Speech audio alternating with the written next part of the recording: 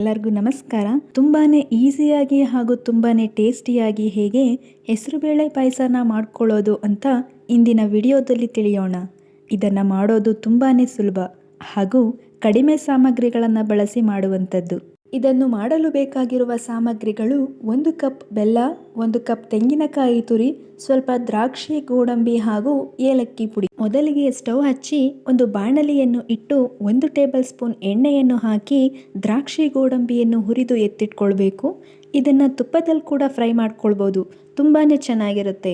ಆದರೆ ನಾನು ತುಪ್ಪ ತಿನ್ನೋದಿಲ್ಲ, ಸೊ ಹಾಗಾಗಿ ಬರೀ ಎಣ್ಣೆನಲ್ಲೇ ಫ್ರೈ ಮಾಡ್ಕೊಳ್ತಿದ್ದೇನೆ.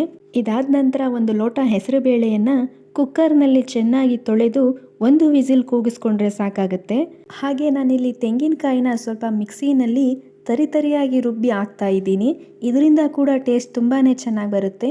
ನಂತರ 1 ವಿಸಿಲ್ ಕೂಗಿಸ್ಕೊಂಡಿರುವ ಹೆಸರುಬೇಳೆಯನ್ನು ಓಪನ್ ಮಾಡಿ ನೋಡಿದಾಗ ಈ ರೀತಿ ಇದ್ದರೆ ಸಾಕು. ತುಂಬ ಬೆಂದುಬಿಟ್ರೂ ಅದಷ್ಟು ಚೆನ್ನಾಗಿರಲ್ಲ. ಈ ರೀತಿ ಇದ್ದರೆ ಸಾಕಾಗುತ್ತೆ, ತುಂಬಾ ಚೆನ್ನಾಗಿ ಬರುತ್ತೆ. ನಂತರ ಇದನ್ನು ಸ್ಟವ್ ಮೇಲಿಟ್ಟು ನಾನಿಲ್ಲಿ 1 ಲೋಟ ನೀರನ್ನು ಹಾಕ್ತಾ ಇದ್ದೀನಿ.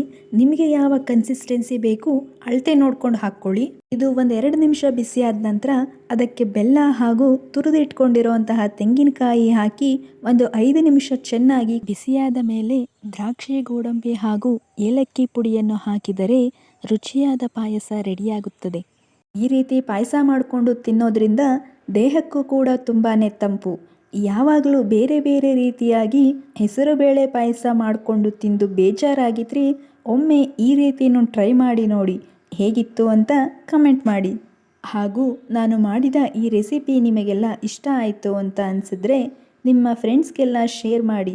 ಮತ್ತಷ್ಟು ಹೆಚ್ಚಿನ ವಿಡಿಯೋಗಳನ್ನು ಮಾಡೋದಕ್ಕೋಸ್ಕರ ನಮ್ಮ ಚಾನಲನ್ನು ಸಬ್ಸ್ಕ್ರೈಬ್ ಮಾಡಿ.